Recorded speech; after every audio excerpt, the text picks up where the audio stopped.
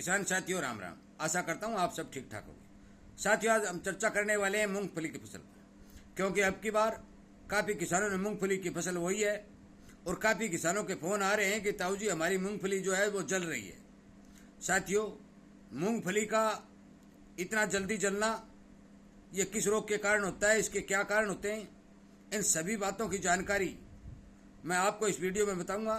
और मैं इसी तरह की जानकारी जो फसलों में रोग आदि भाव आदि की जो जानकारी किसानों को जरूर चाहिए वो जानकारी विशेषज्ञों और बाजार के जानकारों से प्राप्त करके आप तक पहुंचाने की भरपूर कोशिश करता हूं। और आपसे उम्मीद करता हूं कि आप इसी तरह की जानकारी हर किसान तक शेयर करेंगे ताकि उस किसान को भी कतई किसी प्रकार का नुकसान न हो। यदि मेरी बातों से आप संतुष्ट हैं और आपको इसी तरह की बातें सुनने को मिलें तो आप इस चैनल के साथ जुड़े, इसे सब्सक्राइब करें और इसके सामने वाली घंटी का बटन दबाएं ताकि समय रहते आपको वीडियो मिल सके। साथियों लगभग 15 दिन, 10 दिन, 12 दिन, 18 दिन, 20 दिन मूंगफली की बिजाई किए हुए और उस फसल के अंदर पौधे का जलना कोई साधारण बात नहीं है। इसलिए जिस किसान के खेत के अंदर मूंगफली के पौधे यदि जल रहे हैं, यदि 1 या 2 या 5 कहीं भी जल रहे हैं, तो उस किसान को सावधान और सचेत हो जाना चाहिए। क्योंकि आप सभी को पता है कि हमारी भारत की जमीन के अंदर चाहे कोई क्षेत्र हो, यूपी हो, बिहार हो, मध्य प्रदेश हो, राजस्थान हो, पंजाब हो, हरियाणा हो, हर जगह जो भी किसान खेती कर रहा है उस खेत के अंदर फंगस की मात्रा बहुत ज़्यादा बढ़ी हुई है। हानिकारक फंगस जो है हर फसल के जड़ों को नुकसान पहुंचाती है और मूंगफली में भी यही कारण सामने निकल के आ रहा है। क्योंकि गर्मी की फसल होने के कारण मूंगफली गर्मी और तापमान से कभी नहीं जल सकती। दूसरा, खेत में पानी लगाने के बाद मूंगफली की बिजाई की जाती है तो भरपूर नमी खेत के अंदर होती है, तो नमी की कमी के कारण भी मूंगफली कभी नहीं जल सकती। इसलिए आप इस बार जब भी खेत में जाएं तो एक मूंगफली के पौधे को उखाड़ के देखें, उस मूंगफली के अंदर या तो डिमिक मिलेगी या फिर फंगस मिलेगी। और मेरा मानना है कि 100% आपको फंगस ही मिलेगी, क्योंकि फंगस ही मूंगफली को धीरे धीरे खत्म करती है और सबसे बड़ी दुश्मनी फंगस है। हाँ, कई खेतों में ये देखा गया है कि गोजा लठ जो है मूंगफली को नुकसान पहुंचाती है और वो जहाँ भी गोजा लठ का प्रकोप ज़्यादा है उस खेत के अंदर गोजा लठ को मारने का कतई और कोई उपाय नहीं है। मैं आपको साफ और शब्दों में बता देता हूँ। और गोजा लठ होने के कारण मूंगफली की फसल 2-3 साल पहले मैं आपको बताऊं चूरू एरिया के अंदर काफ़ी मात्रा के अंदर गोजा लठ पाई गई थी और फसलों को काफ़ी नुकसान किया था। इसलिए यदि आपके खेत में कहीं गोजा लठ दिखाई दे, 1 या 2 दिखाई दे, तो आप उसे तुरंत मार दें ताकि उसका जीवन चक्र खत्म हो जाए। दवाई से गोजा लठ नहीं मरेगी। बात रही उखेड़ा की, जो अब पौधे जल रहे हैं, साथियों गर्मी की वजह या नमी की कमी की वजह से कतई पौधे नहीं चलते। इसलिए यदि आपके पास पानी है तो आप उस मूंगफली के फसल में पानी लगाइए और पानी के साथ साथ आप फंगिसाइड जरूर डालिए। एक इसके अंदर चला पानी के साथ चलाइए और दूसरा उसके ऊपर स्प्रे डाल दीजिए ताकि आपके पौधे सुरक्षा महसूस करें। मैं आपको फंगिसाइड भी बता देता हूं। वैसे तो बाजार के अंदर अनेक प्रकार के फंगिसाइड आए हुए हैं, परंतु कार्बोडिजम 50 WP अनेक कंपनियां बना रही हैं और पुराने समय से बाबास्टिन के नाम से भी आता है। आप कार्बोडिजम 50 WP का प्रयोग आधा किलो प्रति एकड़ के हिसाब से यूरिया में मिलाकर, मिट्टी में मिलाकर, गोबर की खाद में मिलाकर उसमें छिड़क कर ऊपर पानी लगा सकते हैं, जिससे आपकी फंगस कंट्रोल होगी।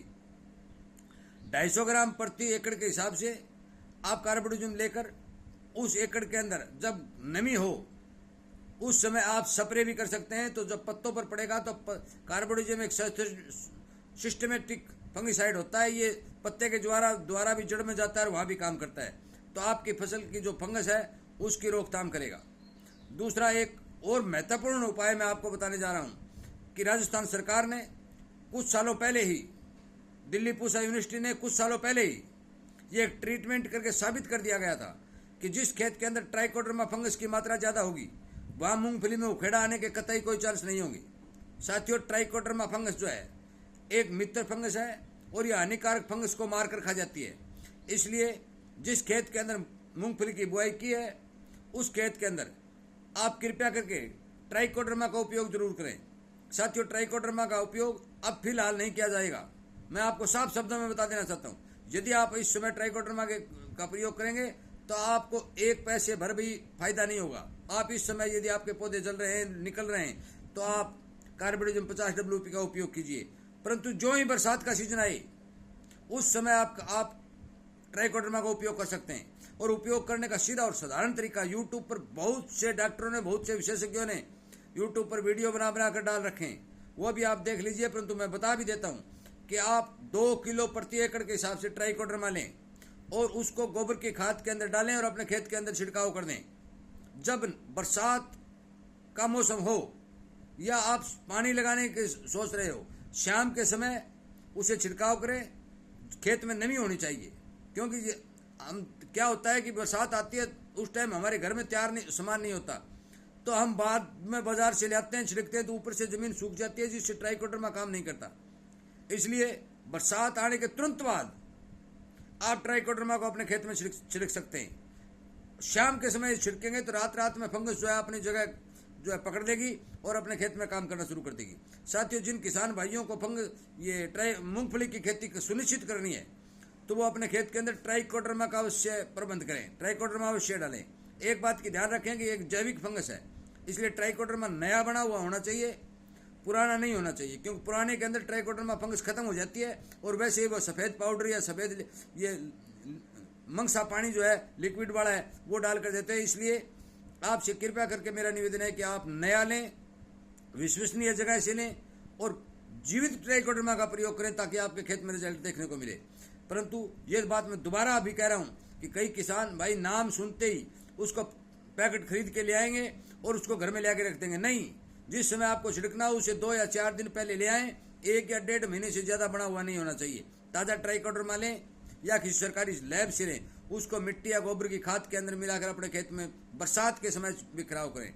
यदि कोई किसान ट्राइकोडर्मा मल्टीप्लाई करना चाहता है तो वो भी हो सकता है। वो तो आप केवल 250 ग्राम यदि ट्राइकोडर्मा ले लेंगे तो उसको 2 कुंटल गोबर की खाद में आप मल्टीप्लाई कर सकते हैं। परंतु गोबर की खाद ठंडी होनी चाहिए, गली सड़ी खाद होनी चाहिए। ताज़ा गोबर की खाद या बिना गली सड़ी खाद के अंदर यदि ट्राइकोडर्मा डाल देंगे तो वो मर जाएगा।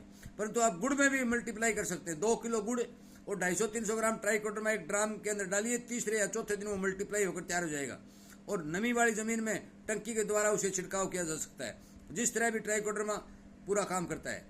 परंतु इस बात का ध्यान रहे कि ये मौसम जो है ट्राइकोडर्मा को उपयोग करने का नहीं है। जब भी कोई मौसम बनेगा तो मैं आपको वीडियो के माध्यम से जानकारी दे दूंगा कि इस समय आप ट्राइकोडर्मा का प्रयोग कर सकते हैं। परंतु साथियों, मेरा आपसे यही विनय निवेदन है कि आप इस वीडियो को ज़्यादा से ज़्यादा शेयर करके हर किसान तक पहुंचाएं। जिस किसान ने मूंगफली की बुआई कर रखी है उस किसान के पास ये वीडियो पहुंच जाना चाहिए, ताकि वो समय रहते जब भी पानी लगाए तो आपके अपने खेत के अंदर एक फंगिसाइड जो है पानी के साथ चला सके। साथियों, कार्बोडिजम प्लस मैनकोजेब आता है।